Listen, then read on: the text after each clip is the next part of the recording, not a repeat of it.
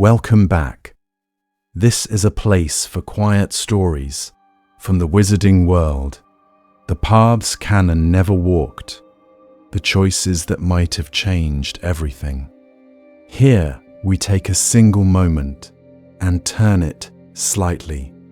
We follow the consequences slowly, carefully, year by year. If you enjoy these long, immersive journeys into alternate magic, consider subscribing and settling in.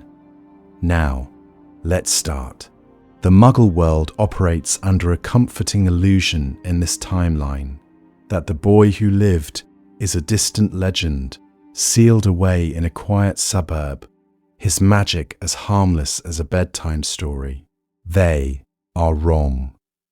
On a grey Saturday afternoon, under humming fluorescent lights and discount banners, 9-year-old Harry Potter is cornered, not by Death Eaters, but by Dudley's gang, pressing him back against a pillar in a crowded shopping mall, where every surface reflects, every ceiling eye is a CCTV lens, and every passerby carries a phone capable of immortalizing a moment.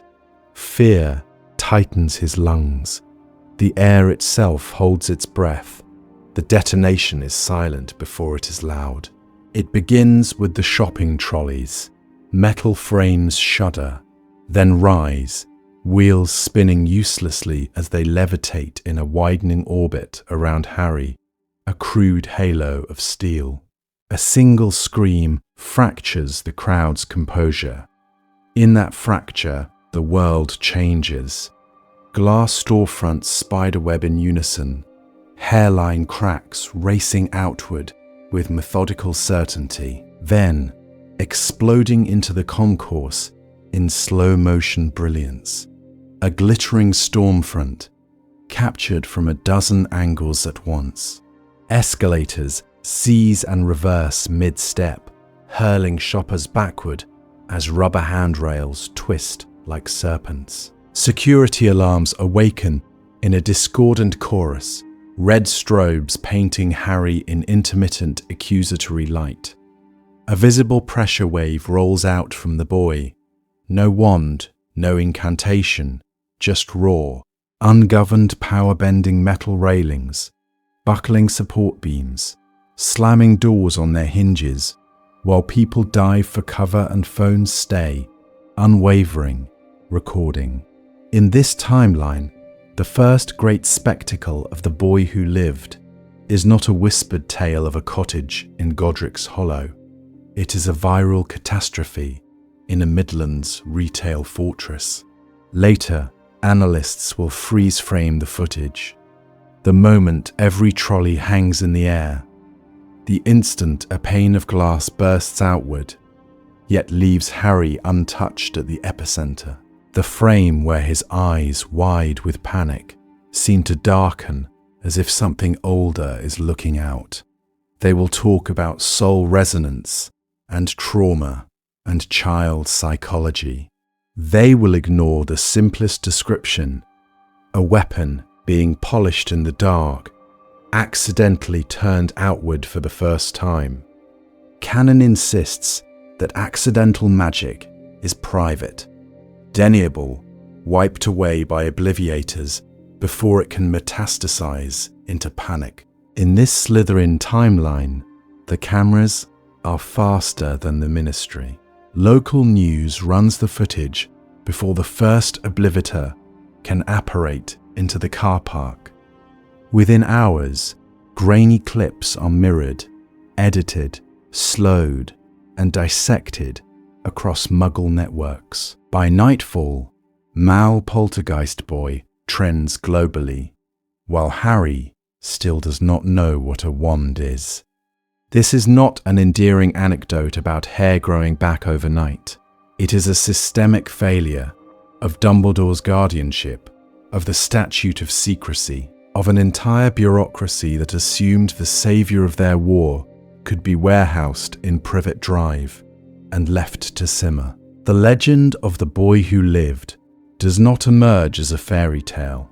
It is introduced to the Muggle world as documented magical hazard, catalogued in high definition. And so the central question crystallizes, even before the dust has settled or the obliviators have drawn their wands.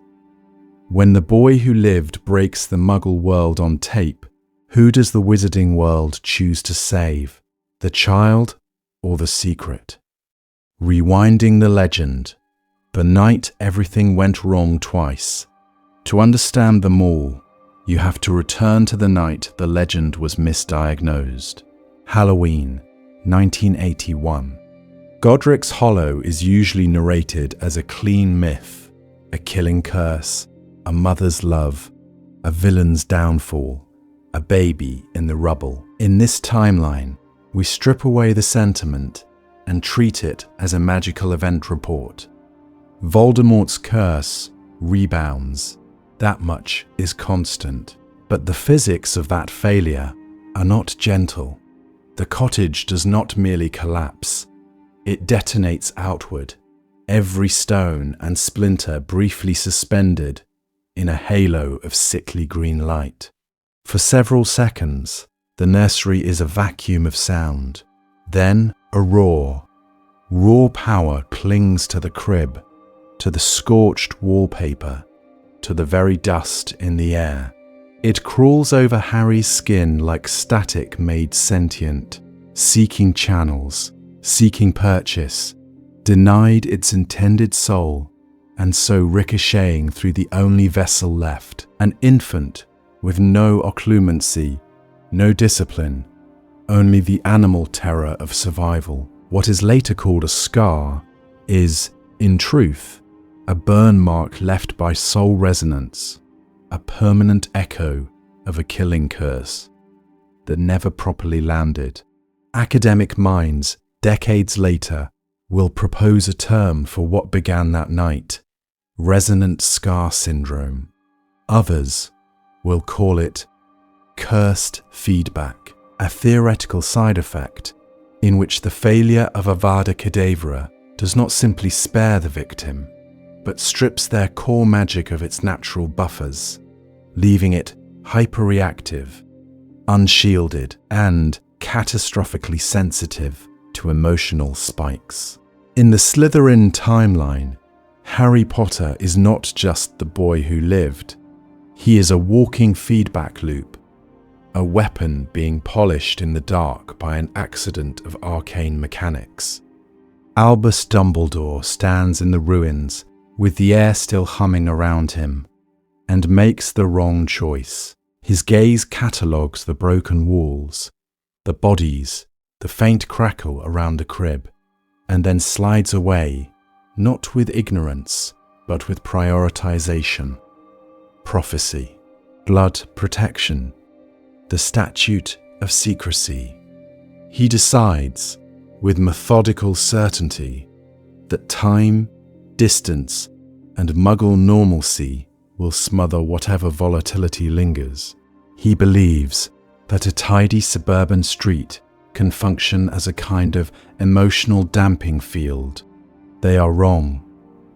Canon gives us accidental magic as inconvenience, hair regrown overnight, a leaping escape onto a school roof, a vanishing pane of glass at the zoo. In this timeline, the first surges are not whimsical. At 4, Harry cries alone in the cupboard, and every light bulb on Privet Drive bursts simultaneously, showering glass like silent rain. At 6, a teacher grabs his wrist too hard, and the classroom clocks all seize, hands spinning backwards until they explode. Petunia and Vernon respond with terror, beatings, isolation. They do not see a frightened child, only a breach in their carefully curated Muggle fortress. He learns, with Pavlovian clarity, that emotion equals disaster, that power must be strangled at the root. So when the shopping centre erupts years later, it is not an origin story. It is a recurrence. The mall is merely the second time Harry's magic has detonated in public. The first time, it killed Voldemort and rewrote the war. This time, the CCTV cameras are rolling.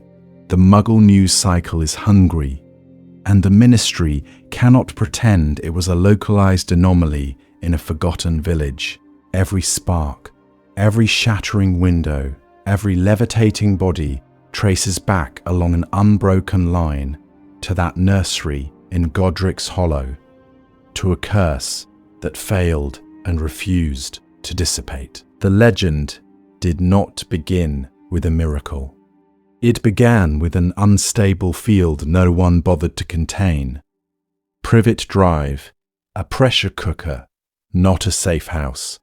Privet Drive is misremembered in the wizarding world as a refuge, a neutral waypoint where the boy who lived was tucked safely out of sight. They are wrong.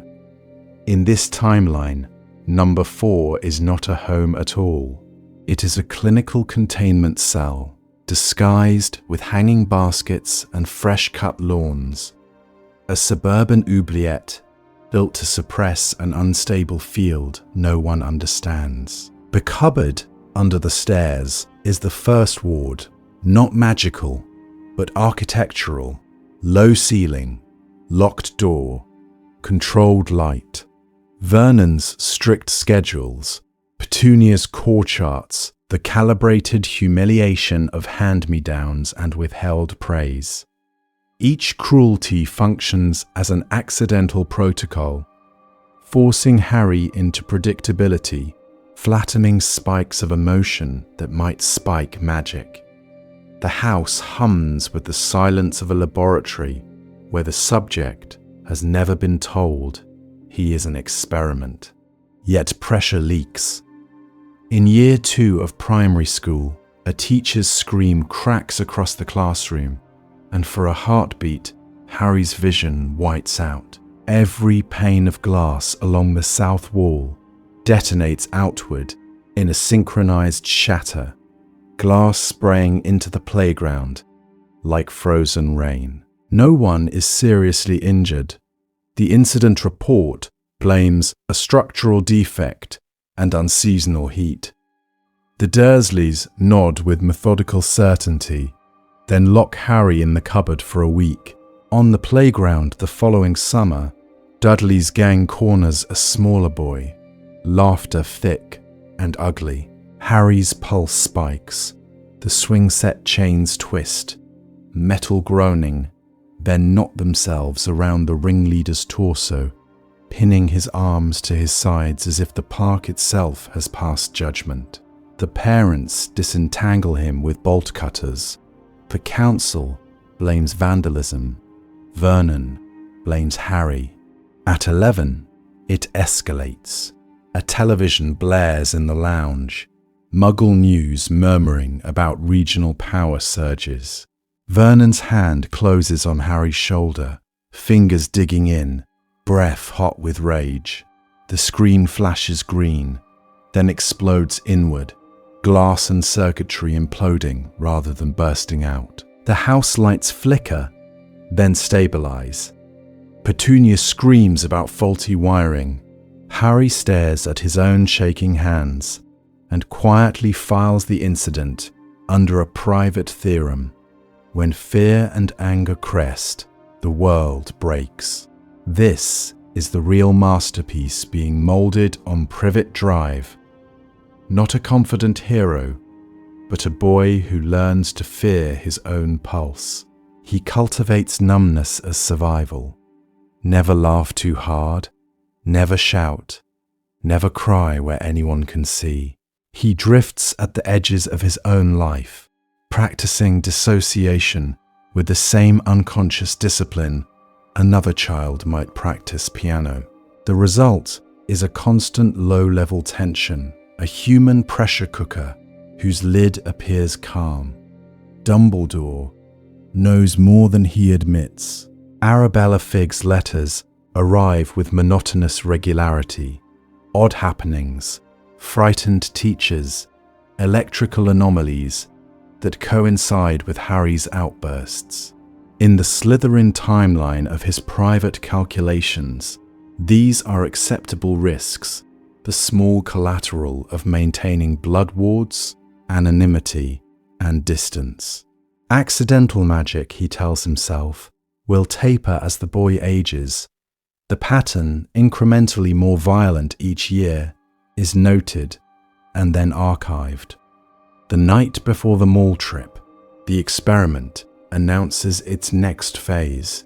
Harry dreams of green light and glass breaking, of a crowd turning toward him in perfect, horrified unison. He wakes with his heart pounding and the taste of ozone on his tongue. Throughout Privet Drive, every bulb has blown, filaments seared into delicate black curls inside frosted glass. Vernon curses the power company. Petunia fetches a stepladder. No one connects the dots. Not yet, but the cameras at the shopping centre are already waiting. The mall meltdown. When magic meets CCTV, the cameras are already waiting, but no one in the Muggle world imagines what they are about to record. The Wizarding world, in this timeline, will later call it an accidental surge. Muggles will call it something else entirely. The day physics flinched. It begins with breath. Harry's, shallow and fast, fogging the glass of the pet shop window as Dudley's gang boxes him in. Behind the glass, puppies whine, a parrot mutters fractured phrases, and a python lies coiled in artificial alpine rock. Its slow respiration, a mirror of the boy outside. From Harry's perspective, the air is thick, humming, pressing against his skin like static-soaked wool. From the overhead dome camera's perspective, he is only a small, cornered figure in an overlit corridor of polished tiles and sale banners. On a monitor in the security office, a guard watches with bored vigilance. The feed is divided into 16 squares, each a tiny fortress of consumer banality: escalators, food court, shoe shops. Harry's square is unremarkable until a single fluorescent tube above him flickers, then steadies, then pulses again with an almost cardiac rhythm. The guard leans forward, frowns, and taps the side of the screen. He assumes faulty wiring. They are wrong. Near the escalator, a girl barely older than Harry raises a cheap, scratched phone, framing Dudley's gang for a private laugh. Her lens catches the first anomaly the human eye misses. Shopping carts at the far end of the corridor shiver, wheels squeaking, then begin to roll uphill against the gentle incline. The image jitters as she gasps, but she keeps filming. This is the Slytherin timeline, and every witness is an unwitting archivist of war. Beat by beat, the escalation tracks with Harry's heartbeat. Dudley shoves him. A row of ceiling lights detonates in sequence, showering glass that never quite falls, suspended in a glittering canopy above screaming shoppers. A toddler's balloon slips from its string and then hangs perfectly still, as if nailed to the air. Fish tanks in the pet shop front burst outward, but the water does not crash. It blooms, a crystalline sphere around Harry, fish orbiting him in slow, terrified spirals. The physics is not merely broken, it is obeying another authority. Doors slam of their own accord with wand-like precision. Fire exits, shop entrances. Even the metal grille of the jewelry store, locking people in a maze whose architect is an 11-year-old boy who does not know he is building. Dudley lunges again and is hurled backwards. Yet, when he hits the floor, an invisible cushion absorbs the impact. His friends are not so fortunate, catching flying debris, bruises blossoming like dark flowers across their arms. Magic answers panic directly. No incantation, no focus, only soul resonance and fear. Then the blast comes. A concussive wave erupts from the epicenter. Harry's small, shaking body, ripping display stands from their bolts, toppling mannequins, slamming people to the tiles. Ears ring, sprinklers trigger, and still, miraculously, no one dies. Bones fracture, glass cuts, but some unseen calculus bends the trajectory of lethal fragments away from throats and eyes.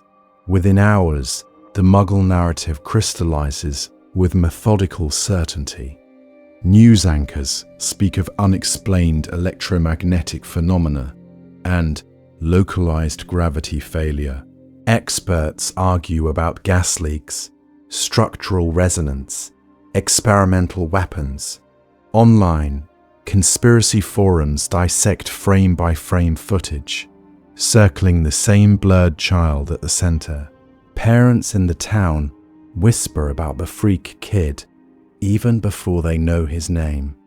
Deep beneath London, the Ministry watches the same footage stripped of comforting lies. On one paused frame, in an office far below the Department of Mysteries, Harry stands alone in a halo of frozen water and glass. Eyes wide, mouth open in a silent scream. A weapon being polished in the dark, a masterpiece to be molded. They do not yet agree on how to contain him, only that they must. The Ministry wakes up. Statute of secrecy versus one terrified child. The trace is not romantic. It is clerical. Deep beneath the polished atrium, Mafalda Hopkirk's office is a fluorescent lit fortress of parchment and methodical certainty. Rows of self-writing quills suspended over a vast enchanted map of Britain. Each tremor of underage magic becomes a neat notation. A levitated teacup in Devon, a singed curtain in Leeds. Minor breaches, contained anomalies. The world, in this timeline, believes the system is sufficient. They are wrong. When Harry's scream detonates the air of that Muggle shopping mall, the trace does not register a line of ink. It convulses. Every quill on Hopkirk's rig jerks upward, ink splattering like shrapnel as little whinging becomes a blazing node of uncontrolled power, a storm of accidental magic so dense the board whites out. Alarms calibrated for single spells howl under the pressure of a child's soul resonance tearing through glass, steel, and electricity. For one stretched instant, the Ministry's surveillance apparatus simply stalls. Then the obliviators move. Emergency port keys flare to life in a practiced cascade, but practice has never included this. They arrive in the mall's fractured silence, escalators frozen mid-step, sprinklers dripping over hovering shards of glass, and fan out with wands drawn and clipboards half useless. Memory charms on screaming parents. Obliviations on security guards replaying CCTV in a back office. A quiet hex to fry the nearest camera. It is tactically lethal efficiency until they reach the Muggle control room and grasp the scale of their failure.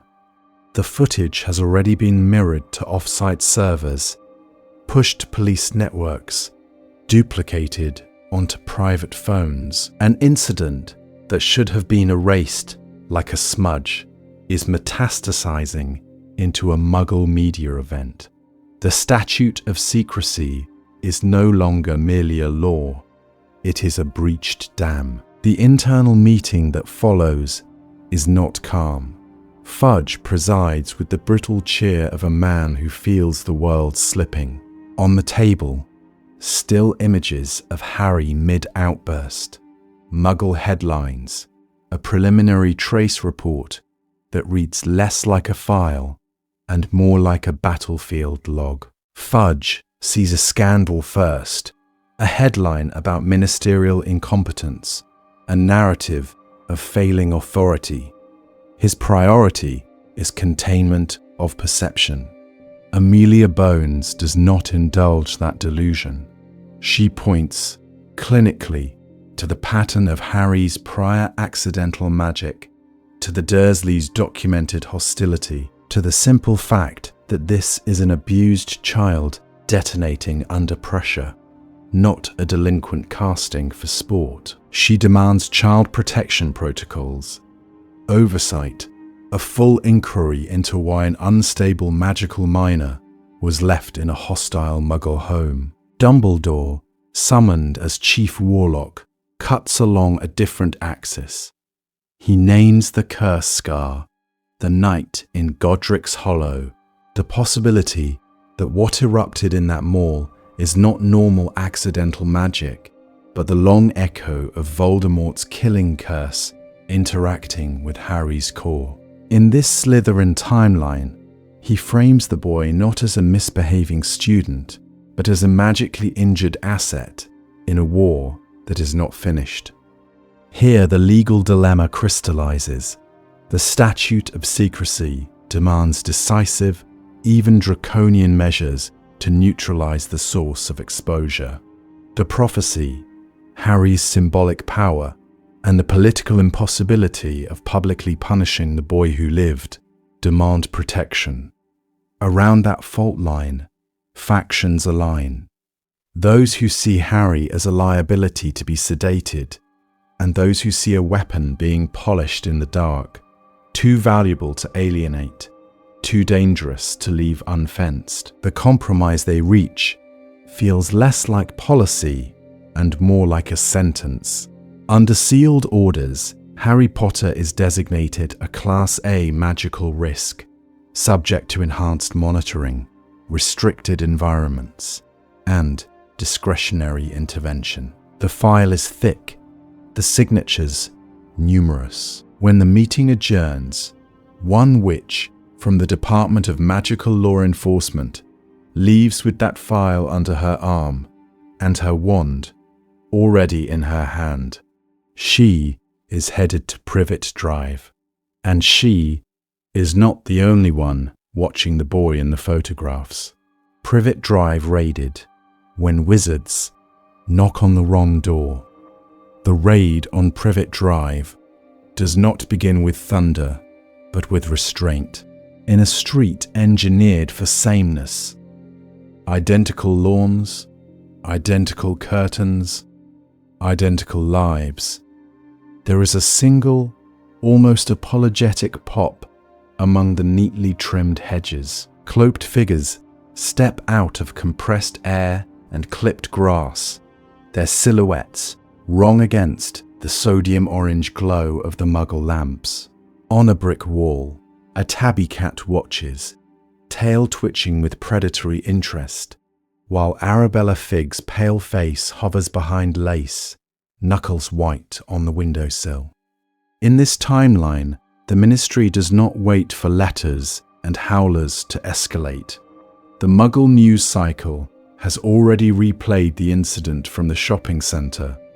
Lights exploding, glass warping like liquid, a boy at the epicentre of a storm that leaves no physical injuries but a trail of fractured memories and CCTV anomalies. Obliviators move first, fanning out with methodical certainty, their wands and clipboards, an odd parody of Muggle emergency services.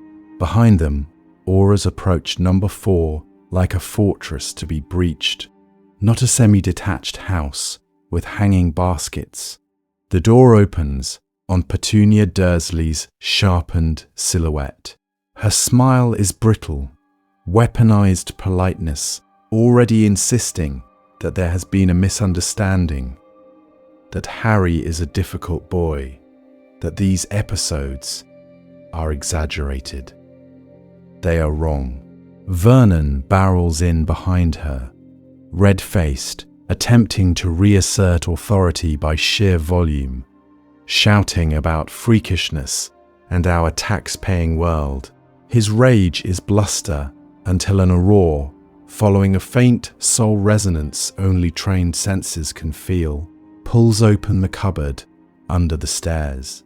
Silence, not the comfortable silence of suburban nights, but the courtroom silence before a sentence is passed. A thin mattress, child-sized drawings pressed against bare wood, a broken toy soldier, its plastic body snapped at the waist like a casualty of a private war. Obliviators, accustomed to erasing memories, not confronting them, stare. Even in the Slytherin timeline, where Harry will one day be a weapon being polished in the dark, the origin point is not grandeur. It is neglect, catalogued like evidence.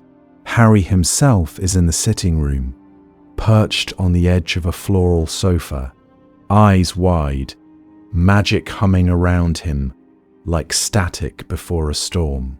And Auror, young, competent, trained to handle panicked children, raises her wand and murmurs a standard calming charm. The spell reaches him and buckles. For a heartbeat, it hangs in the air, visible, crackling, then twists, distorts, and discharges into the light fixtures, making them flicker and buzz with angry luminescence. The boy is not resisting. His magic is. This is the pattern interrupt the Ministry did not plan for. Standard containment methods are tactically lethal liabilities around him. Every protocol assumes compliant magic. Harry's is a feral limbic system given power. The temperature in the room drops another degree when Dumbledore arrives. No theatrics, no phoenix, no grandfatherly twinkle.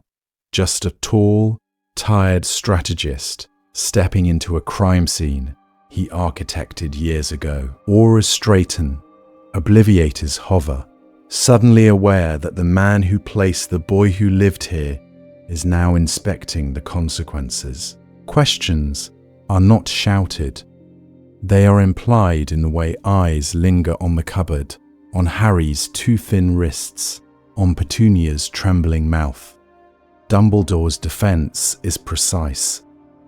Blood wards, ancient protections, the necessity of hiding Harry in plain sight. He speaks of war, of Voldemort's remnants, of a world that would have devoured the child as symbol or sacrifice. But the cupboard under the stairs is an argument that does not yield to rhetoric. In this room, the theory of greater good meets the praxis of a locked door and a padbolt. The decision, when it comes, is cold and administrative. The blood wards are deemed insufficient justification for continued placement. The file is amended.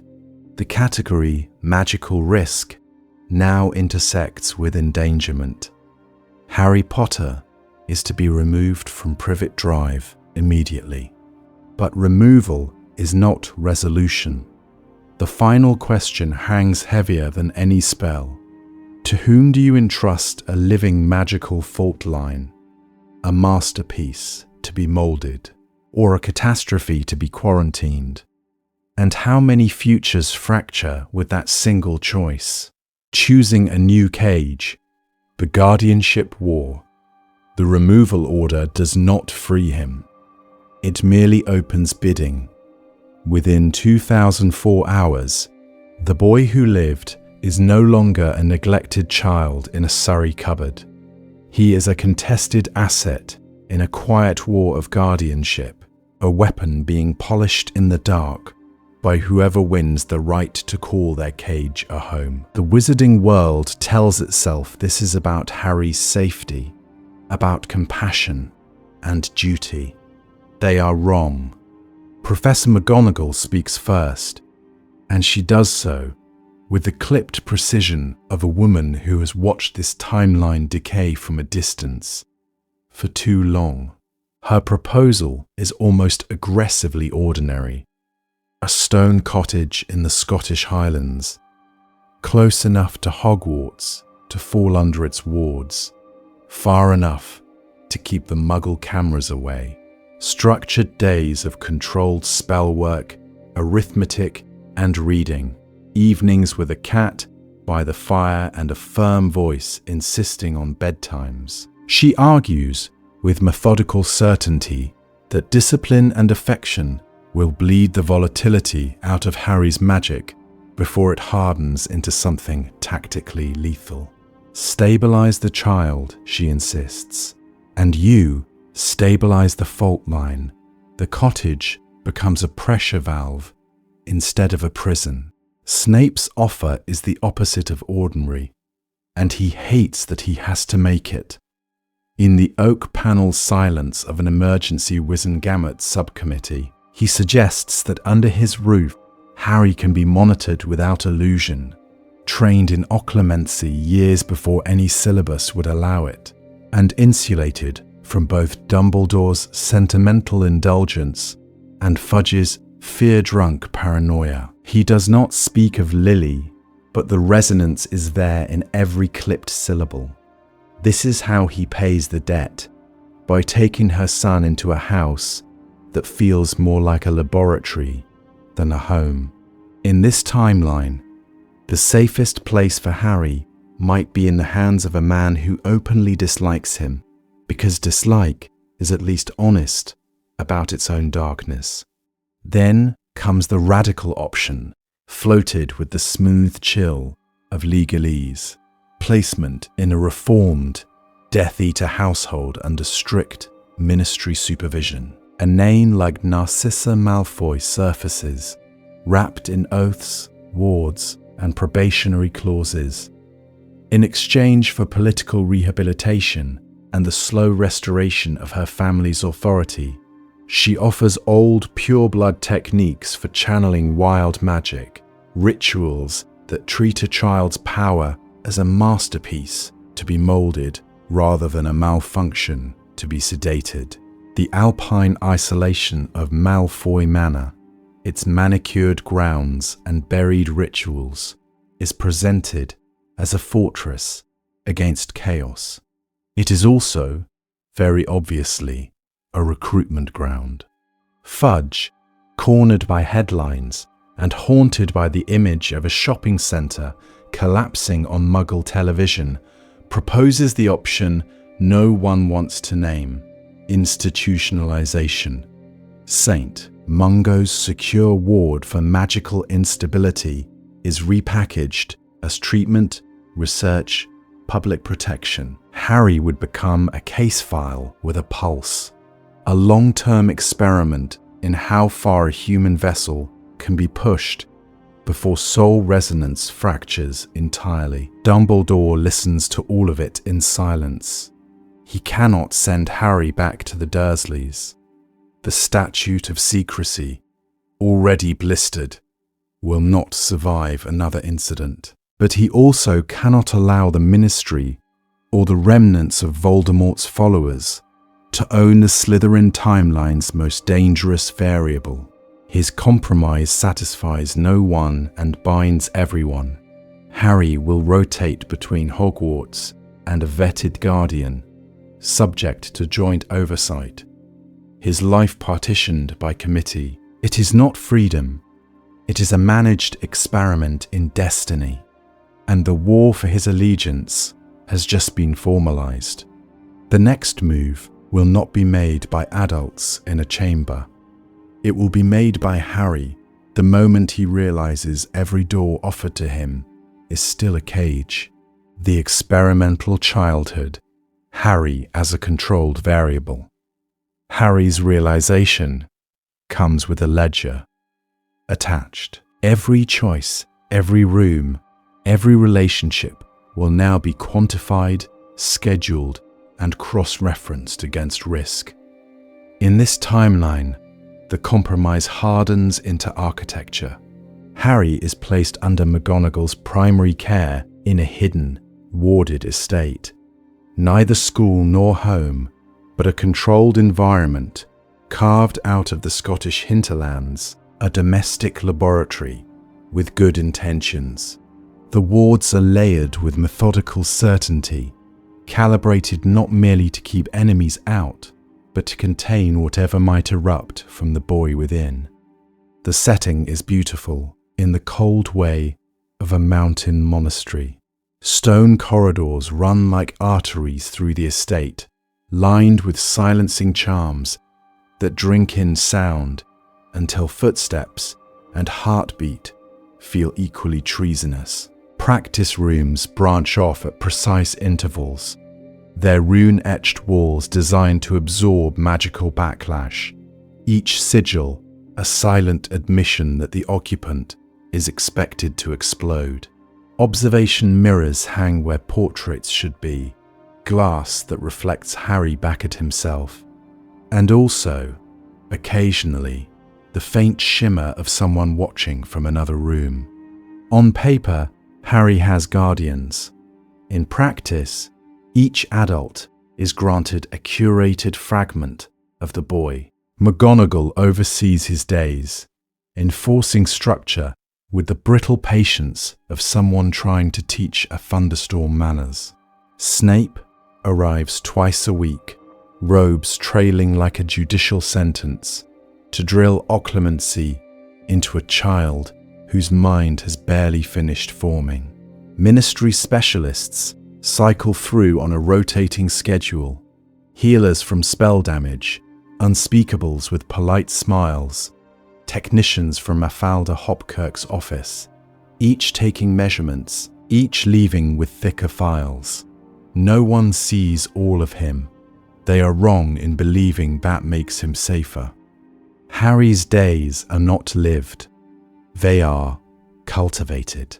Morning begins with breathing exercises to flatten emotion, his chest rising and falling in counts of 8, while McGonagall times him with a transfigured metronome. After breakfast, controlled exposure, a staged argument, a conjured threat, a memory of the shopping centre incident, replayed via pensive, while, just out of his peripheral vision, wands remain discreetly raised. Every spike of magic is logged. Every near surge earns a notation. His life becomes a column of data points on parchment charts, his humanity compressed into variables on which the Slytherin timeline may pivot. Language follows practice. Harry learns to describe himself in clinical terms, episodes instead of panic, surges instead of terror, containment instead of being held.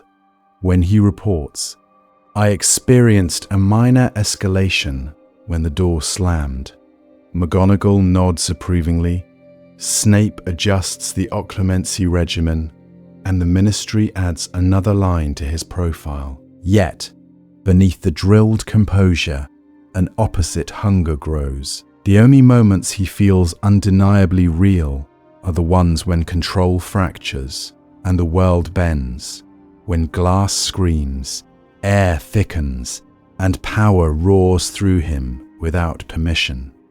He begins to crave the very chaos they fear, not because he enjoys the damage, but because, for a heartbeat, the experiment cannot keep up. The section closes, one evening in a room that pretends to be a bedroom and fails.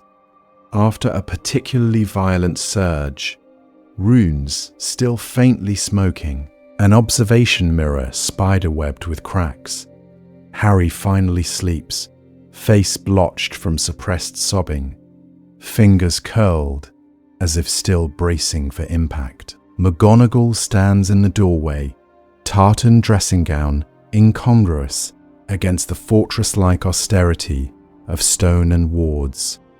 She watches him for a long time, longer than protocol requires. In the dim light, she sees not a weapon being polished in the dark, not a masterpiece to be molded, but an exhausted child drowning in soul resonance and paperwork. The realization lands with the weight of a verdict. The world has turned a traumatized boy into a research project, and she, Minerva McGonagall, who once believed school was sanctuary, has agreed to supervise the experiment. Tomorrow, the schedule will resume. Tonight, for the first and perhaps last time, she hesitates, building the fortress, training a living magical hazard. By morning, hesitation has been repackaged as curriculum. Doubt is not removed. It is archived, filed away behind the same neat labels they will soon teach Harry to build in his own mind. In this timeline, concern becomes another instrument of control. His education is not a childhood. It is a system. Occlumency does not arrive as a desperate fifth-year intervention, but as a foundational primer, introduced before long division, framed in language a frightened child can obey. Close the doors, box the noise, put the bad memories behind the thickest walls. McGonagall calls it internal warding, a fortress raised behind his eyes, where every corridor has a lock and every lock has a lesson plan. Meditation is repurposed as ritualized silence. 10 minutes, then 20, then an hour of stillness in a monitored room, parchment on the table, sand in an hourglass, his own magic humming against his skin like a storm pressed against glass. He learns that when the storm swells, he does not scream. He lowers another gate. When the glass threatens to crack, he breathes in 4 counts, out 4 counts, until the resonance smooths. The ministry calls it therapy. It is training. Around that inner fortress, they build the mask. Etiquette lessons are slipped between diagnostic evaluations and controlled dueling drills. Which fork to use at a ministry luncheon becomes as important as which thought to never let reach his face. He is corrected for elbows on tables and for the microscopic tightening of his jaw when someone says accident instead of incident. The external polish is not vanity, it is armor. Canon would call him stubborn. They are wrong. Here, that stubbornness is weaponized into unbreakable focus, holding a visualization for an entire session, maintaining a shield while 3 hexes strike in sequence, refusing to let a flicker of wild magic leak even when provoked.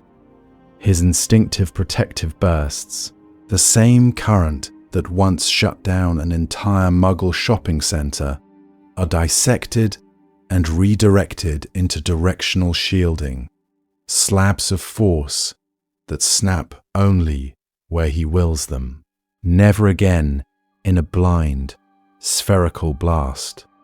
His temper becomes a battlefield map. He is taught to catalogue triggers, raised voices, sudden touch, the word freak, and to chart thresholds like front lines. At level 1, his fingers tingle. Level 2, lights flicker. Level 3, the air distorts. Each is logged in what an unspeakable, with chilling pride, calls his resonance ledger. This is resonance mapping, days spent under controlled stimuli, quills scratching as his soul resonance spikes and falls, a weapon being polished in the dark by graphs and runes. They do not forbid accidental magic. They schedule it. Supervised sessions in rune-buffered chambers, dummies layered with containment sigils, where he is ordered to call the surge on command, and more importantly, to dismiss it halfway through. Controlled dueling with rune-buffered targets teaches him that power unleashed is meaningless unless it halts precisely on the border of his decree. His magic is a kingdom. The runes mark its borders. He is told, again and again, that a true sovereign never spills over. In the Slytherin timeline, power is both crown and chain. Harry learns to imagine his mind as a citadel, his will as the central keep, his magic as the restless population that must be governed, taxed, and occasionally conscripted for war. Authority, they insist, is the right to say no to your own strength. The pattern holds, until the first time he breaks it on purpose. In a sealed chamber, with observers behind mirrored glass and wards humming like distant thunder, Harry feels the familiar pressure rise and chooses not to lower the gate all the way. The world bends, just a fraction. Metal groans, stone ripples. One of the dummies implodes without a spell spoken. The alarms do not quite trigger. His handlers exhale in shaky relief. Harry does not. He is very, very still, listening to the echo of that partial surrender, to how good it felt when the fortress doors stood half open and the kingdom roared. The danger, he realizes with methodical certainty, is no longer only that he might lose control. It is that, one day, he might decide not to take it back. A world without the canon Harry, dominoes falling in the dark. The silence that follows that realization does not stay confined to one frightened boy and a rattled suburban classroom. In this timeline, the echo widens year by year until it becomes a structural flaw in the entire post-war world. 1991 arrives without a cupboard under the stairs, without letters battering a neat lawn on Privet Drive, without a half-giant breaking down a door to announce destiny. There is only a closed file in Mafalda Hopkirk's office, stamped with experimental language, magical stabilization protocols, high-risk minor, continued Muggle placement, under review. Officially, Harry's Hogwarts enrollment is deferred. Unofficially, the boy who lived has become a compliance problem. Rumours seep into Nocturne's back rooms and the Alpine salons of old families.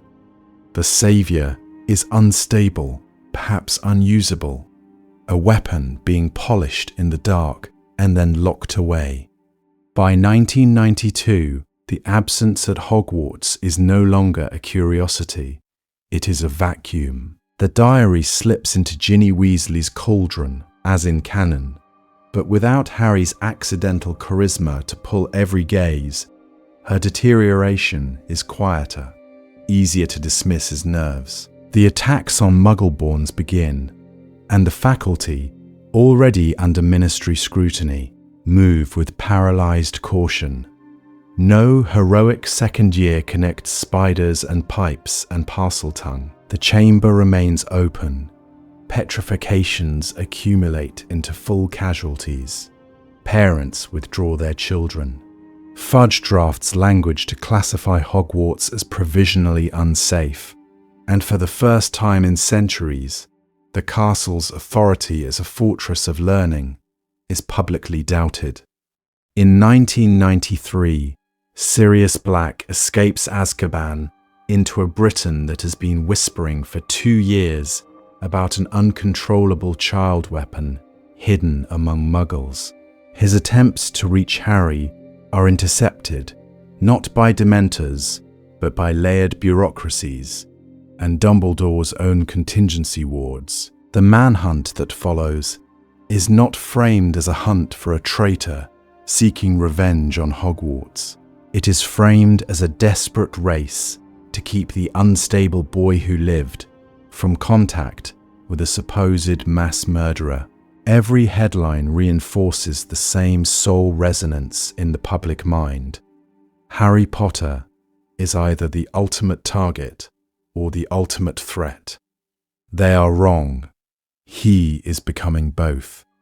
By 1994, the Triwizard Tournament proceeds over the protests of risk-averse undersecretaries. Durmstrang and Beauxbatons arrive to a country humming with one question: has Britain lost control of its myth? Over goblets of wine and polite applause, foreign ministers ask Dumbledore, very softly, whether their champions are sharing a continent with an untrained magical singularity. The tournament becomes less an academic spectacle and more a diplomatic inspection, every dragon and maze evaluated against the unspoken metric: if Potter surfaces, can he be contained? Voldemort's scattered remnants listen with predatory patience. Each year, Harry is kept off stage. The war does not pause. It metastasizes. Without his presence to catalyze specific confrontations, Voldemort's allies adapt in the shadows. The Ministry hardens into a siege mentality, and Harry Potter drifts from hero to rumor to hypothetical catastrophe. By the time Hogwarts finally opens its gates to him, it will not be welcoming a first year. It will be bracing for impact. Voldemort's new obsession, hunting the unstable prodigy. The wizarding world tells itself a comforting story about Voldemort's return in this timeline. That he is driven by vengeance, by prophecy, by the unfinished business of a killing curse that failed. They are wrong.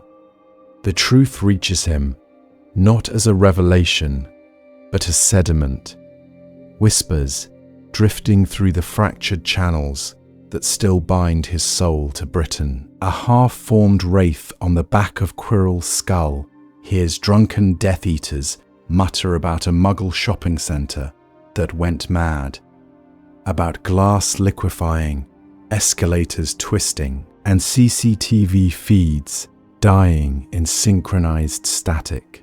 Later, in the Albanian forests, lesser spirits carry rumours of Ministry obliviators dispatched in waves, of a boy classified under emergency protocol as a Class A magical risk. Information for Voldemort is oxygen, even scattered, parasitic, clinging to the edges of life. He listens. Intercepted Ministry memos, purloined by sympathetic clerks, and passed along the old Death Eater lattice, describe a child whose accidental magic does not merely manifest in petty outbursts, but ruptures infrastructure, overwhelms Muggle technology, and resists standard containment charms. The name attached to the file is almost an afterthought: Harry James Potter. In canon, this is where fear should bloom. The prophecy fulfilled, the destined nemesis rising. In the Slytherin timeline, fascination takes its place. Voldemort has always believed wands to be elegant crutches, focus stones for lesser minds. The idea of a wizard whose raw magic can shut down an entire mall without conscious intent is not a threat to be extinguished, but a masterpiece to be molded. A weapon being polished in the dark by trauma, by neglect, by the Ministry's own bureaucratic terror. The diary becomes his first precise instrument. In this timeline, Ginny Weasley does not simply wither. She is hollowed with methodical certainty. Tom Riddle, drawing deeper and longer from her life, achieves more than spectral adolescence. He gains density, reach, and crucially, access to Hogwarts gossip bloodstream. Through Ginny's possessed hand, he flips through confiscated daily profits, peels open sealed disciplinary records, and savours the phrase Class A magical risk attached to Harry's name like a prophecy rewritten in bureaucratic ink. With each stolen heartbeat, the diary Horcrux refines its report. It notes that Harry's surges exhibit peculiar resonance with wards, that his uncontrolled outbursts cause ancient stones to hum as though recognizing an air. It sends this back along the Horcrux network, a dark echo carried to the shriveled homunculus body, taking shape through Wormtail's crude alchemy. For the first time, Voldemort contemplates not merely returning, but returning differently. He begins to design a new ritual, not just flesh restoration, but soul resonance, an anchoring that would tune his fragmented essence to Harry's unstable core. Why rebuild an aging body when a younger, magically overclocked vessel is walking the world, already tactically lethal without training? He imagines a fusion, youthful nerves, ancient intellect, and a magic that has already demonstrated its willingness to break rules and walls and Muggle physics alike. The war, in his mind, subtly reconfigures. Harry Potter ceases to be the boy he must kill to prove a prophecy wrong. He becomes the fortress he intends to occupy from within. Somewhere in a cold, half-formed body, kept alive by snake venom and hate, Voldemort stops dreaming of killing Harry Potter and starts dreaming of wearing him. The war starts early. Hogwarts under siege from within. Voldemort's new ambition has an immediate consequence. The battlefield moves, not to Godric's Hollow, not to the Ministry atrium, but to a Scottish castle that was supposed to be childhood's sanctuary. In this timeline, Hogwarts enters crisis years before Harry ever walks its corridors. The first to vanish are the Muggle-borns, not in a blaze of ideology, but in the quiet bureaucracy of fear, letters from parents invoking medical leave, a girl from arithmancy who simply does not return after Christmas, a boy in Hufflepuff whose bed remains made, trunk untouched, because his father has seen the Muggle news reports about a mall shutting down around a small, black-haired child. The resonance between those headlines and whispered wizarding rumours is too precise to ignore. The staff table fractures. Flitwick argues, voice shaking, that closing the school hands Voldemort the narrative that Hogwarts is no longer a safe fortress of learning. Snape, with his habitual contempt sharpened by genuine alarm, asks what pedagogical value there is in offering hostages. McGonagall, caught between house loyalty and institutional duty, looks older every week. Above them all, Dumbledore is waging 3 simultaneous wars against a resurrected, tactically lethal Voldemort, against a ministry that smells weakness, and against the raw, untrained power of the boy whose accidental magic has already broken the statute of secrecy on Muggle CCTV. The ministry moves with methodical certainty. Auras, officially liaison, begin appearing at the castle, first as occasional visitors, then as permanent fixtures in the entrance hall. Their presence a visible assertion of authority over what was once Dumbledore's uncontested domain. Educational decrees follow, thinly veiled as safety measures, stricter rules on practical spellwork, new oversight committees for high-risk students, language inserted into policy that treats magical volatility as a disciplinary issue rather than a developmental phase. They are wrong, but their error has teeth. Behind closed doors, someone always circles back to the same question. Is Hogwarts truly the right environment for a boy whose uncontrolled power can shut down an entire Muggle complex? The Slytherin timeline answers that question with Auror boots echoing on ancient stone. Inevitably, Voldemort tests the walls he intends to one day wear. The diary's memories, now integrated into his planning, give him intimate knowledge of the Chamber of Secrets, of shifting pipes and forgotten access points beneath the lake.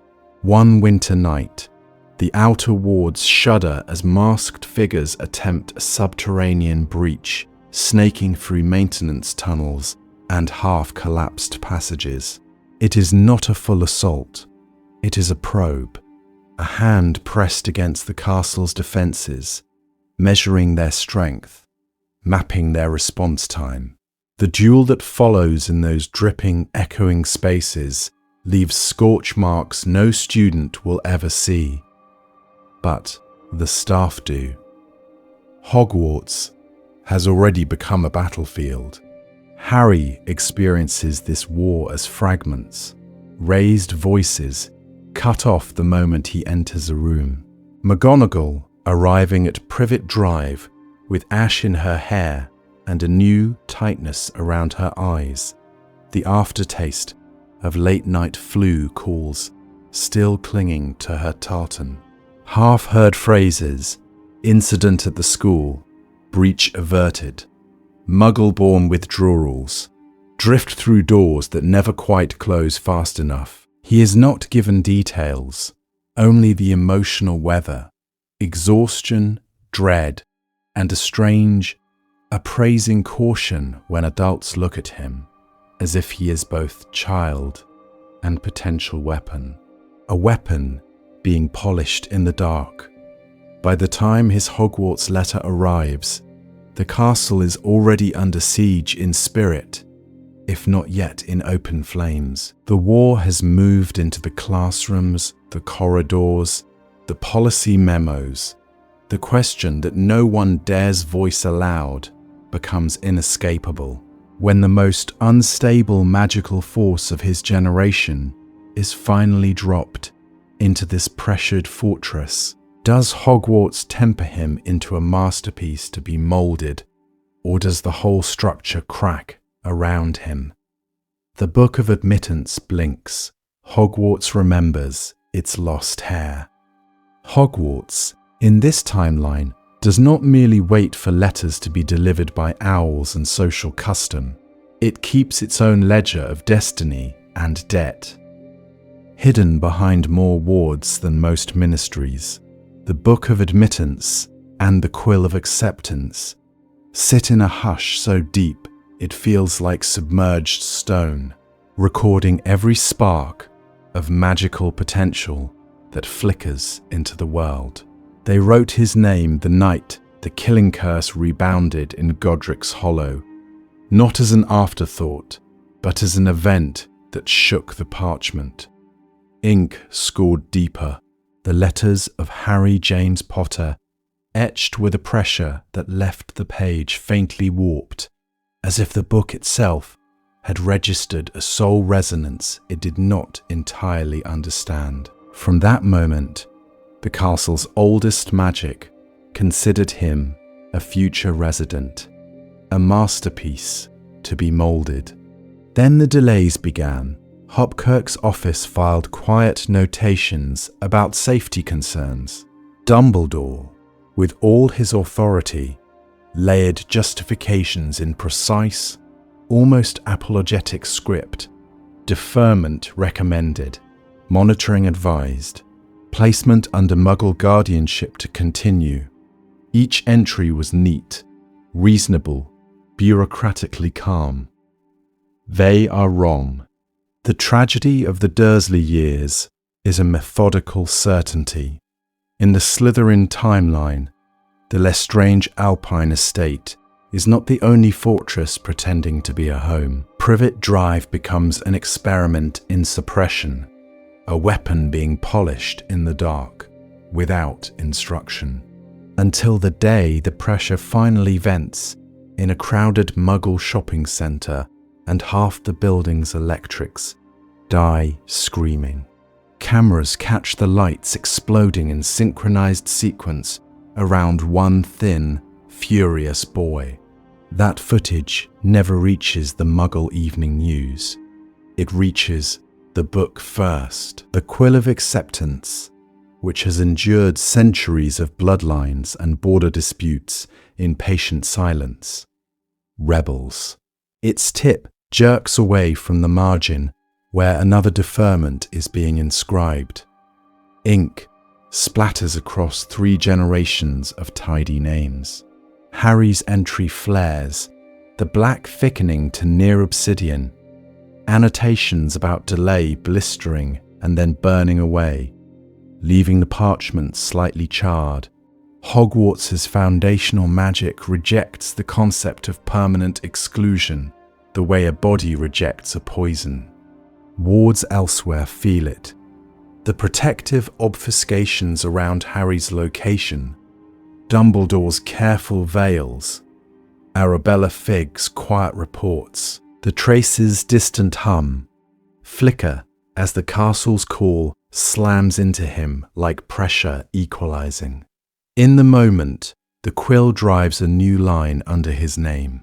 A surge of power rips through the Lestrange estate. Half the lights along the eastern wing die.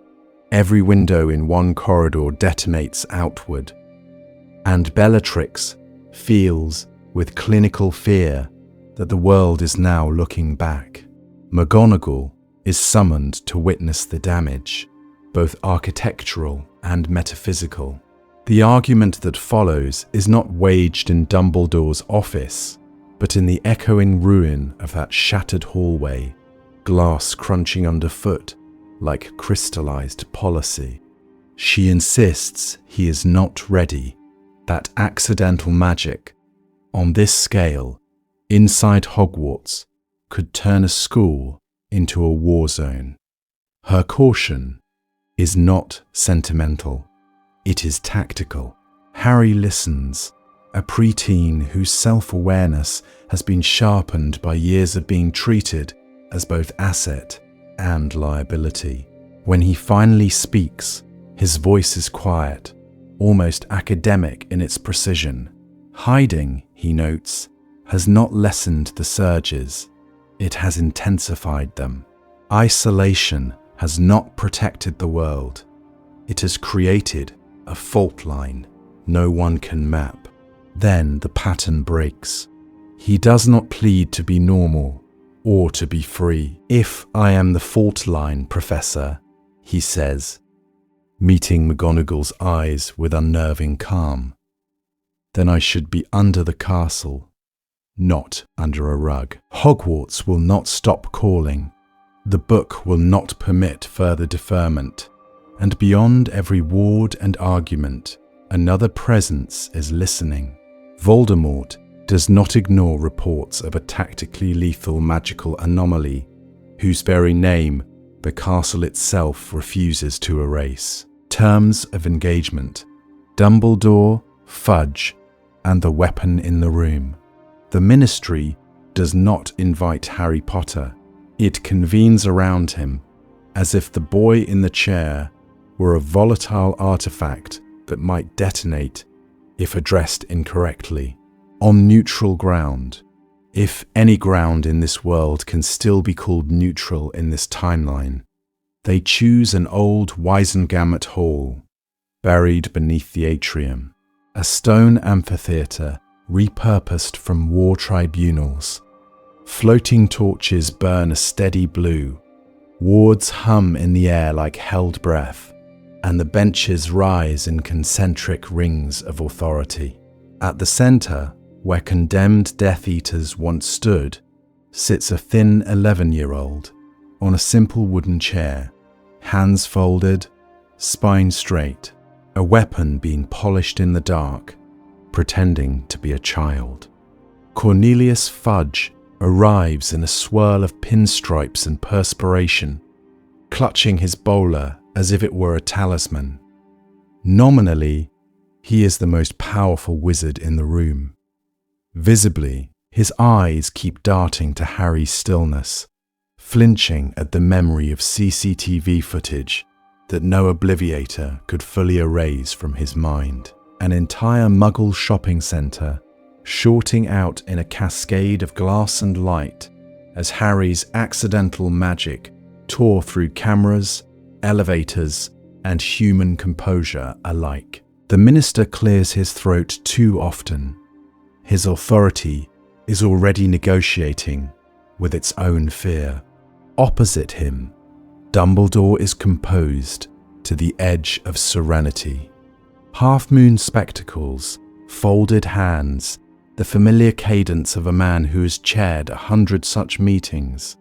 Yet in this chamber, in the Slytherin timeline, he is the one making concessions. McGonagall sits rigid at his flank, jaw clenched, while Amelia Bones watches Harry with the impersonal focus of someone who has signed too many post-war casualty reports. And Harry, at the centre, moves with methodical certainty, no sudden gestures, no fidgeting, the poise of someone trained in an alpine fortress, never to startle an armed guard.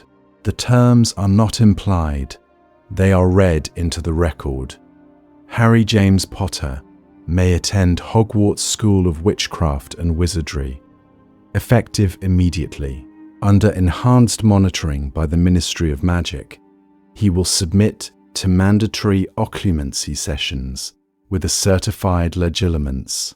Any recurrence of uncontrolled magic that endangers the statute of secrecy will trigger immediate suspension of his enrollment.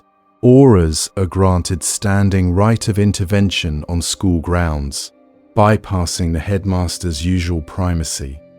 The parchment floats above the stone, ink drying like a binding spell. Dumbledore frames it as strategy, not surrender.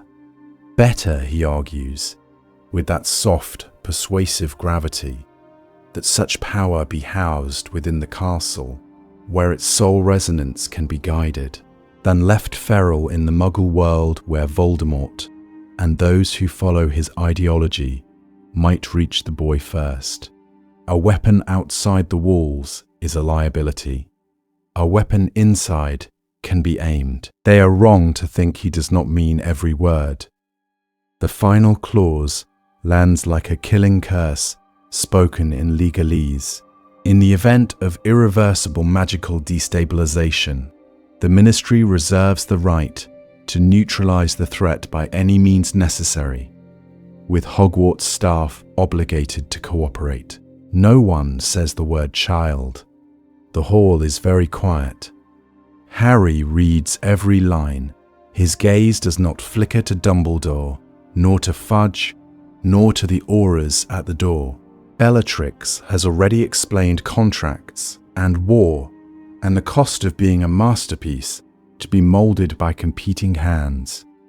When he signs, his hand is steady. The quill scratches. Somewhere beyond the wards, forces already maneuver, recalibrating around a boy who has just agreed, in ink, to be both student and sanctioned weapon. The next move will not be made in a courtroom. Platform 9 3/4. Enter the arena, not the dream. The next move is made on a fogged September morning, under fluorescent lights and peeling Muggle signage. King's Cross is not a mythic threshold in this timeline. It is a controlled experiment, a live trial of whether the world can tolerate Harry Potter outside an alpine fortress of wards and contracts. He arrives flanked by Ministry escorts who pretend to be harried relatives, Bellatrix's legal concessions written into the very route he walks. Internally, the sight still hits him with almost childlike force. The flash of the scarlet steam engine, the shriek of owls, the metallic tang of steam cutting through the ordinary smell of diesel and human sweat. Externally, he is a study in methodical certainty. Shoulders loose, steps even, breathing regulated to the Count Bellatrix drilled into him whenever his magic strained against its leash. Each exhale is a reminder. You are a weapon being polished in the dark, not a boy allowed to stare. The platform reacts before he speaks a word. In canon, the whispers would be reverent, curious, almost worshipful.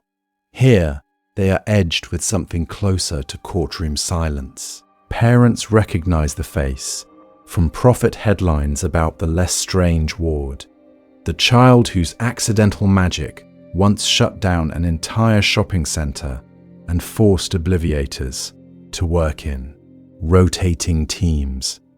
They pull their children closer without realizing it, bodies forming unconscious shields.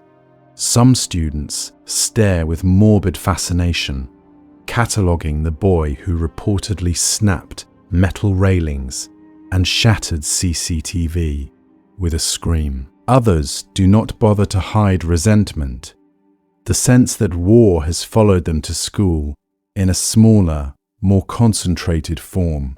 They are wrong to think he does not notice. Harry reads posture the way other children read comics. He notes who flinches when his gaze passes, who meets his eyes with brittle defiance, who looks away only after memorizing his face for later gossip. This is not welcome. It is reconnaissance. Draco's approach slices through the tension like a planned maneuver. In this timeline, he has been raised on a different set of bedtime stories, not about a helpless infant, but about an unstable prodigy, a masterpiece to be molded or contained. He does not swagger. He halts at a measured distance, pale eyes taking in the ministry shadows at Harry's back, the faint shimmer of containment charms braided into the cuffs of his robes. For a moment, they simply look at each other. Two weapons, two heirs, recognizing the same soul resonance of children who were never allowed to be accidental.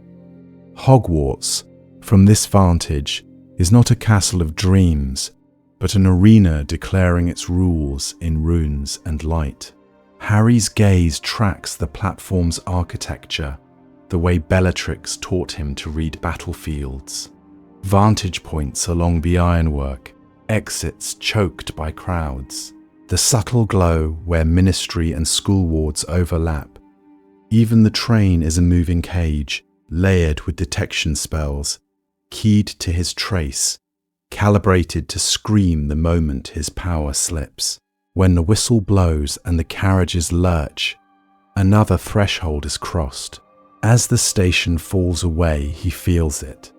The distant, familiar pressure of the Lestrange estate's wards, thinning, then snapping, like a final thread cut. For the first time in his conscious life, there is no alpine cocoon around his mind, no Bellatrix-shaped authority at his shoulder. His magic responds first.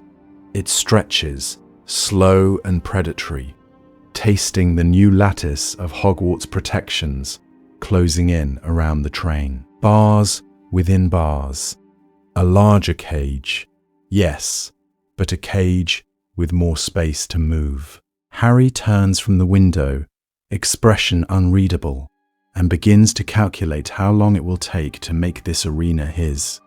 Outside, unseen, something ancient stirs at the moment his power brushes the school's outermost wards, as if the castle itself has recognized a tactically lethal variable entering the game. Hogwarts reintroduced. The castle meets its most dangerous student. The boats cut across the black lake like silent blades, lanterns shivering on the water, and for once, Harry is not looking at the horizon of enemies, but at architecture. Hogwarts rises out of the dark like a remembered myth given stone, towers spearing the clouds, windows burning with torchlight, the whole fortress humming with age and authority. The world believes this castle will tame him. They are wrong. As the boats slide beneath the shadow of the cliff, the outer wards thicken, and Harry feels it, not as a gentle welcome, but as pressure, curious and invasive, testing the edges of his control with methodical certainty, like a hand running along the blade of a knife to see where it cuts. His accidental magic, the same volatile surge that once shut down an entire Muggle shopping centre on CCTV, strains in answer. Two storms meet at altitude. For a heartbeat, the lake itself stills, as if listening to the resonance.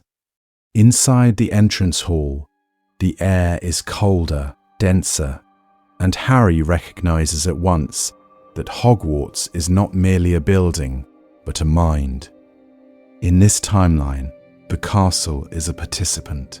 Its sentient magic brushes along his occlumency shields, searching for purchase, tasting the unfamiliar architecture of a boy trained in alpine isolation to be a weapon being polished in the dark. There is, however faint, a soul resonance between them, ancient stone and premature power, both designed to contain war. The sorting hat comes down over his eyes and meets a wall. Where it expects the loose, noisy thoughts of an 11-year-old, it finds a fortified citadel, corridors sealed, memories filed with almost bureaucratic precision. The hat recoils, then adjusts, sifting what little it can reach. The controlled breathing, the buried rage, the tactically lethal imagination. House placement becomes a secondary question. The primary calculation is structural. Can the castle hold this? The Slytherin timeline offers one answer. The hat hesitates at the brink of another. In the end, it does not shout, but almost whispers its verdict, as if wary of echo. The Great Hall receives him as a spectacle already mythologized. Some students crane to see the mall kid, the boy whose outburst forced the Ministry to obliviate an entire shopping complex and scrub hours of Muggle news footage. Others avert their eyes, as if looking too long might invite collateral damage. A sharp-eyed Ravenclaw watches the precise angle of his shoulders and notes the discipline in his stillness. Draco Malfoy, remembering alpine winters and shared drills, sees the way Harry's hand never quite relaxes near his wand and understands the danger in that silence. At the staff table, the adults conduct their own private war of glances.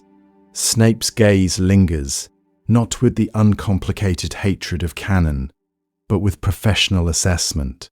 He catalogues posture, micro-reactions, the faint shimmer of held-back power around the boy's chair. McGonagall does not blink, tracking every sign of strain, already calculating contingency plans if his control snaps in a crowded corridor.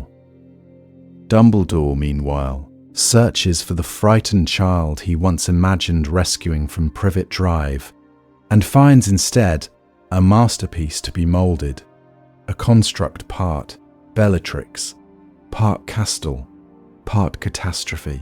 Then the pattern breaks. As Harry finally sits, the enchanted ceiling above him wavers.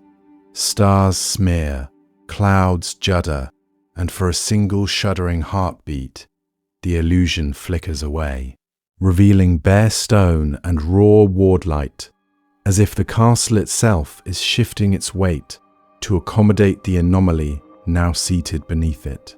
Conversation stutters. No one can quite name what changed. Hogwarts has recognized him, and it is already adjusting its defenses.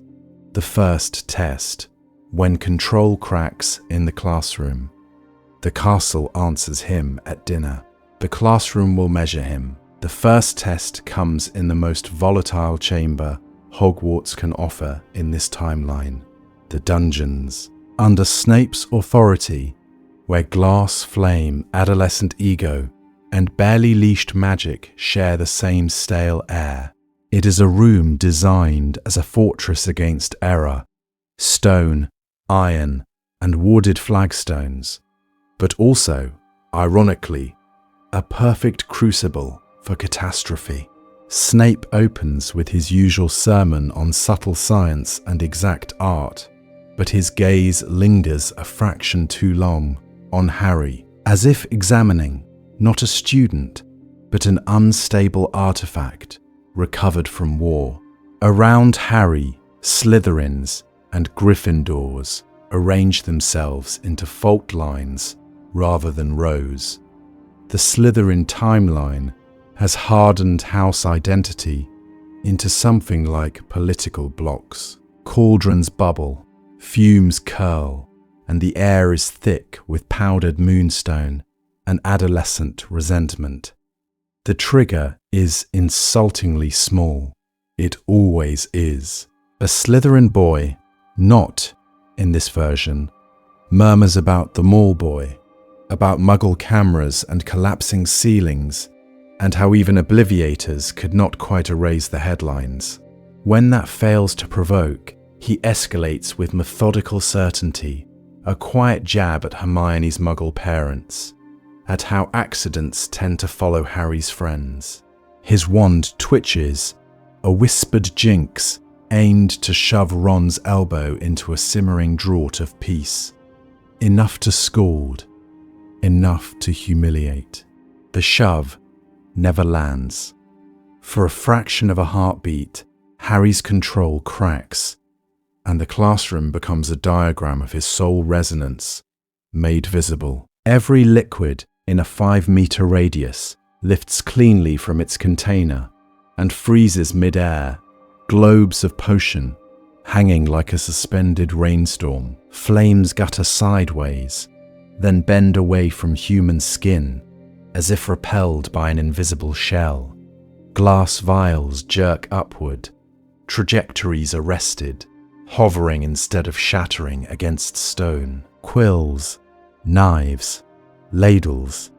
Every potential weapon is sorted, stilled, categorized. At the epicenter, Not's wand screams as wood and core are compressed by invisible pressure, splintering into dust that drifts down across his shaking hands. Harry has not moved. His own wand remains on the desk, untouched. His breathing is measured, but his eyes are wrong. Too focused, too calm. The gaze of a weapon being polished in the dark that has just chosen, consciously or not to kill. Silence follows, absolute and ringing. They are wrong. Every student who thought the Muggle Mall incident was an exaggeration. Those were merely the fragments the statute of secrecy allowed to leak. Here, in controlled conditions, they see the scale. Terror arrives first. Wide eyes, white knuckles on cauldron rims. Then awe. And beneath both, the beginning of something like reverence. Stories become doctrine when witnessed. Snape recovers before anyone else. With a clipped word and a wand flick, he eases the liquids back into their cauldrons, dispels the warped flames, and orders Not to the hospital wing. His voice is sharper than the fumes, but there is calculation in his stare. This is not a boy. This is a masterpiece to be molded or contained. Institutional reflex follows instinct. By nightfall, an emergency staff meeting has been called. Portraits lean in as McGonagall argues for protection, Sprout for caution, and Flitwick quietly notes that very few adult wizards could have executed that level of non-verbal, non-wand control without casualties. Dumbledore listens, fingers steepled, the weight of the world and the war in his silence. Harry is summoned. The walk to the headmaster's office feels longer than the alpine paths of his nightmares. Hogwarts itself seems to watch, staircases adjusting with tactically lethal precision to deliver him to that carved door. On the other side waits a conversation that will define whether Dumbledore sees him as child, asset, or threat. The gargoyle steps aside. Dumbledore says his name, and the wards around the office tighten. Behind closed doors, Harry versus Dumbledore, mind to mind. The office closes around him like a well-upholstered trap. Shelves of slumbering silver instruments line the walls, but tonight their soft whirs and ticks have a different resonance. They do not murmur comfort, they count variables. Fawkes, once Canon's emblem of benign rebirth, watches Harry with an unblinking, predatory stillness. Even the sorting hat, slack on its shelf, feels less like a relic and more like a retired interrogator in this Slytherin timeline.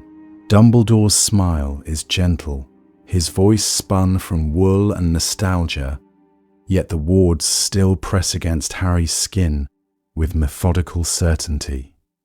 He speaks of concern, of what happened in the Muggle Centre, of frightened parents and shattered glass and CCTV that refused to go dark until 3 obliviated teams and a full blackout protocol descended.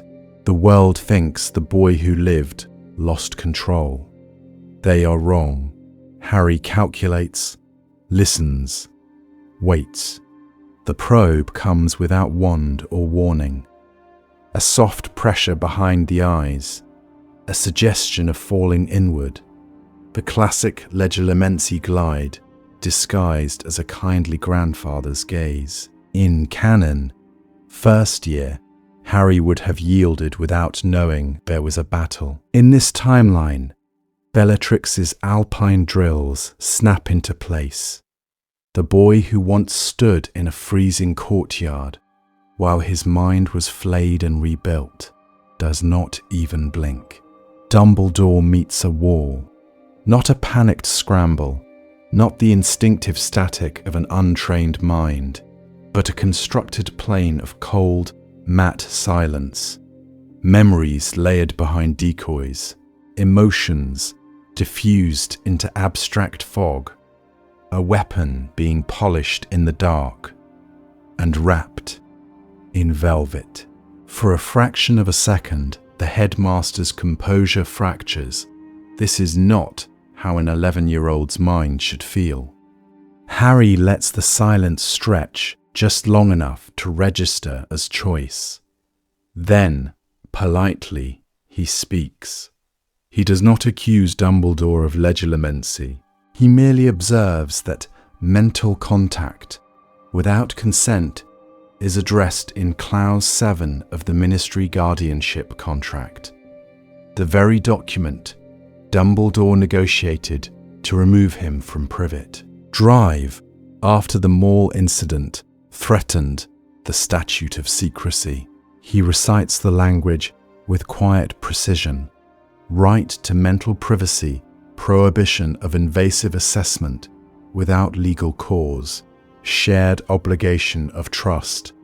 The power reversal is almost invisible, which is what makes it decisive. Dumbledore, architect of wars and wards, finds himself explaining, of course, it was only for Harry's safety. Of course, the Ministry fears a child who can black out an entire shopping complex on live cameras. Of course, he must be sure there is no external influence. Harry inclines his head, acknowledging the fear, not the authority. Then Dumbledore introduces the crack in his own design. From a drawer, he produces the invisibility cloak, not with whimsical theatrics, but with the gravity of a concession. It is framed as heritage, as James Potter's legacy, yet beneath the eulogy lies an admission. Surveillance and school rules will not contain this boy. Better to arm him and hope for alignment than to cage him and guarantee rebellion. Harry's fingers brush the fabric, and, for an instant, soul resonance shivers through the room. A lineage Bellatrix could never fully erase, touching a deathly hallow that remembers another war. He accepts, thanks Dumbledore with impeccable courtesy, and leaves under an uneasy truce. The headmaster watches the door close and understands, finally, that the child before him is not a masterpiece to be moulded.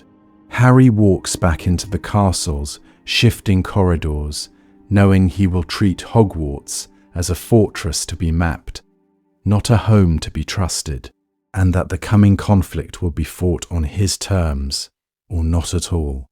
From hazard to player, Harry rewrites his own legend. Harry's next evolution begins not with a spell, but with a decision. If Hogwarts is a fortress to be mapped, then so is the narrative wrapped around his name. The boy who lived has become, in this timeline, the boy who kills by proximity. The world flinches when he enters a room. He studies that flinch the way other students study their textbooks. He starts small, a corridor confrontation with sixth-year blood purists who have not yet updated their risk assessments. Harry lets the air pressure dip, lets the torches gutter out one by one, lets the metal of their belt buckles groan as if squeezed by an invisible vice. He does not raise his wand. He only looks at them with that flat, alpine calm Bellatrix carved into him. One of them vomits from sheer terror. The incident spreads faster than any official decree. Deterrence established. But he is not only a weapon being polished in the dark. In the Great Hall, when a nervous Muggle-born first year drops her goblet and braces for an explosion, Harry catches it mid-fall with a precise, silent charm, sets it back in her hand, and continues eating without comment. The hall had been holding its breath, waiting for a catastrophe. Instead, they get disarming grace. They are wrong about which version of him is more dangerous. Alliances crystallize around this controlled duality. Draco, who once thought authority was inherited along with a surname, now watches Harry's restraint with a grudging, almost military respect. He recognizes discipline when he sees it. In the Slytherin timeline, Malfoy admiration is not about blood, but about who can walk closest to the edge without falling.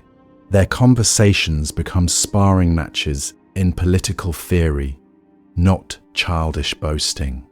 Hermione, by contrast, is drawn to the problem set he represents. She raids the library's restricted section with methodical certainty, arms herself with treatises on curse scars, magical trauma, and the rare, whispered field of soul resonance. In late-night sessions, she and Harry diagram his magic like a chronic wound. Why does his core behave as if it is constantly trying to knit around shrapnel that is no longer there? What does it mean that his anger spikes in perfect sync with reported sightings of Voldemort's forces? A Hufflepuff, perhaps Hannah Abbott, whose family has already buried casualties of this war, simply sits with him in the courtyard one afternoon and talks about nothing strategic at all. She passes him a chocolate frog without flinching, asks whether the alpine snow was beautiful, and does not ask how many people he has indirectly killed. In that quiet, Harry tests a different mode of power, the ability to be treated as a person first, an asset second. Privately, his studies turn darker. He traces the geometry of the killing curse rebound cross-references Department of Mysteries reports and sketches out a hypothesis in the margins. If his soul was once entangled with Voldemort's, then the severing did not remove the resonance, it merely unanchored it. He is no longer a Horcrux, he is an echo chamber. From that conclusion, a long-term strategy unfolds with chilling clarity. If the world insists on classifying him as a Class A magical risk, then he will become a risk on his own terms, aimed not at bystanders, but at the institutions that fed him into this war and called it destiny. Ministries, ancient families, even Hogwarts itself, if necessary. His internal verdict is quiet, almost gentle, as he closes another forbidden text. If I am their greatest liability, then I am also their greatest leverage. The unstable savior, what this Harry means for the wizarding world. He closes the book with that verdict still echoing, and in the resulting silence, the shape of this Harry crystallizes. Not a hidden orphan waiting for a letter, but a publicly unstable anomaly the world has already tried, and failed, to contain. In this timeline, the boy who lived does not arrive at Hogwarts as a blank slate. He arrives as a case file. The reversals are stark. Instead of the unnoticed child in a cupboard, he is the grainy CCTV apparition who shut down a shopping centre. The viral headline that forced obliviators to work through the night. Instead of being neglected by the Dursleys in private, he is evaluated, prodded, and scheduled by healers and regulators who speak about him as an experimental subject, a masterpiece to be moulded, or a weapon being polished in the dark. Instead of becoming an unmonitored hero, he is formally classified as a hazard, his existence footnoted in statute of secrecy briefings. And internally, he is no longer the reactive protagonist who stumbles from crisis to crisis, surprised by his own power. He is a self-aware strategist, raised on reports about himself, reading his own redacted history with methodical certainty. The child who once made glass vanish in confusion now studies the resonance of that mall blackout like a general replaying a battle.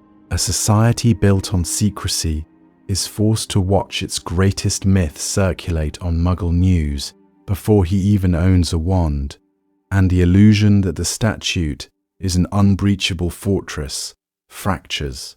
Ministries must admit how much they rely on frightened children, not losing control in public. Departments that once treated magical youth as charming liabilities now debate containment protocols. The question beneath every memo is simple and brutal. Are magical children to be nurtured or neutralized? This is the greater good, stripped of romance. Dumbledore's quiet calculations, Fudge's panic, Amelia Bones's legalism, they all converge on one boy whose existence threatens war with the Muggle world, sacrificing his autonomy, his childhood, even his sanity becomes thinkable policy. They will call it necessary. They are wrong. Against this machinery, Voldemort's endgame cannot remain purely mystical conquest. He is no longer facing a naive schoolboy with a borrowed wand, but a living magical fault line who understands both his own instability and the systems that produced it. Their confrontation becomes as ideological as it is lethal. A creature of pure domination, arguing that Harry's rage proves humanity deserves subjugation, versus a weapon who has finally realized he might choose his own target. Would this Harry forgive the world that tagged him as a Class A magical risk, or decide that the only honest answer is to burn the file and the filing cabinet down. Would he ever truly trust Dumbledore after learning he was almost left at Privet Drive purely to keep the statute intact? What happens if the boy who can shut down a mall decides to shut down a government, a ministry, a Wisengamot mid-session? So imagine him in the Chamber of Secrets, facing a basilisk, while auras debate kill orders upstairs. Picture the graveyard, not as a surprise ambush, but as a calculated test of how far his instability can be pushed before the world fractures. See him standing before the Wisengamot, wand lowered, as the torches flicker and the enchanted quills on every desk all snap at once. Which moment do you most want to see rewritten through this unstable saviour? The chamber, the graveyard, the ministry trials, or something darker? Leave your scene, your divergence, your own Slytherin timeline branch below, because this Harry has only just begun to decide where his fault line will finally break.